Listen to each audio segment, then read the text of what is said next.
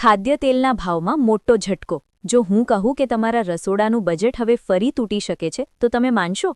છેલ્લા એક મહિને ખાદ્ય તેલના ભાવમાં સીધો 150 રૂપિયાનો વધારો થયો છે।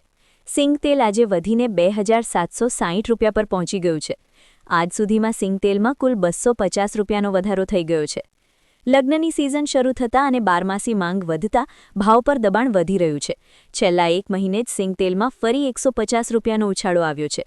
18 ડિસેમ્બર 2025ના રોજ પણ ભાવ વધ્યા હતા, ત્યારે સિંગ તેલ 2555થી 2605 રૂપિયા વચ્ચે પહોંચ્યું હતું। 2026થી વાહન માલિકોને મોટો ઝટકો। જો તમારી ગાડી પર ટોલ બાકી છે તો હવે ગાડી વેચવાનું ભૂલી જજો। સરકારે ટોલ નિયમોને વધુ કડક બનાવતા સેન્ટ્રલ મોટર વ્હીકલ રૂલ્સ 2026 અમલમાં લાવ્યા છે। હવે હાઈવે પર ટોલ ટેક્સ ચૂકવ્યા વગર તમને એનઓસી, ફિટનેસ સર્ટિફિકેટ કે નેશનલ પરમિટ નહીં મળે। ફાસ્ટેગમાં બેલેન્સ ઓછું હોય કે ટેકનિકલ ખામી હોય તો આખી રકમ વાહનની ઓનલાઈન રેકોર્ડ સાથે જોડાશે। ટોલ ક્લિયર કર્યા વગર તમે ગાડી ટ્રાન્સફર કે વેચાણ પણ નહીં કરી શકો। આ નિર્ણયથી ટોલ ચોરી હવે અડકશે। વાહન ચાલકો સાવધાન, 5 ભૂલમાં લાયસન્સ રદ થશે। જો તમે રસ્તા પર રોજ વાહન ચલાવો છો તો તમારી એક નાની ભૂલ તમને લાયસન્સ વગર કરી શકે છે। કેન્દ્ર સરકારે વાહન ચાલકોને રોકવા માટે કડક નિયમ લાગુ કર્યો છે અને હવે સજા સીધી લાયસન્સ પર પડશે। હવે જો કોઈ ડ્રાઈવર એક વર્ષમાં 5 કે તેથી વધુ ટ્રાફિક નિયમ તોડે તો તેનું ડ્રાઇવિંગ લાયસન્સ 3 મહિના માટે સસ્પેન્ડ કે રદ કરવામાં આવશે।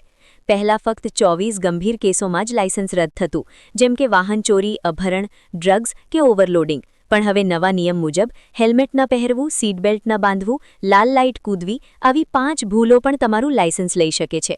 માત્ર 850 રૂપિયામાં 4 દિવસ ગુજરાત ફરશો। માત્ર 850 રૂપિયામાં 4 દિવસ આખું ગુજરાત ફરશો? હા, આ કોઈ મજાક નથી। જીએસઆરટીસીએ પ્રવાસીઓ માટે શરૂ કરી છે મન ભાવે ત્યાં પ્રવાસ સ્કીમ। આ સ્કીમમાં નોન એસી બસમાં 4 દિવસ માટે ફક્ત 850, 7 દિવસ માટે 1450 અને એસી બસમાં 4 દિવસ માટે 2950 જ ચૂકવવાના। બાળકોને મળશે 50% ટિકિટમાં રાહત। દ્વારકા, સોમનાથ જેવા પવિત્ર સ્થળોની મુસાફરી પણ સામેલ છે।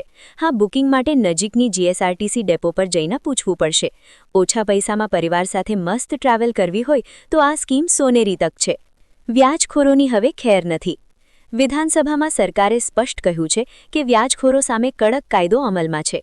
રાજ્યમંત્રી હર્ષ સંઘવીએ જણાવ્યું કે સામાન્ય, મધ્યમ અને ગરીબ પરિવારોને ઘરના ખર્ચ, બાળકોના ભણતર અને વિદેશ મોકલવા માટે લોકો મજબૂરીમાં વ્યાજે પૈસા લેતા હતા અને એ જ કારણે વ્યાજખોરોનો જાળ વધતો ગયો। હવે સરકાર અને ગુજરાત પોલીસ મળીને ખાસ ડ્રાઈવ ચલાવી રહી છે, જેમાં વ્યાજખોરોને સીધા ટાર્ગેટ કરવામાં આવશે। આ અભિયાન 1-2 મહિના માટે નહીં, આ તો વ્યાજખોરો સામેની લાંબી લડાઈ છે।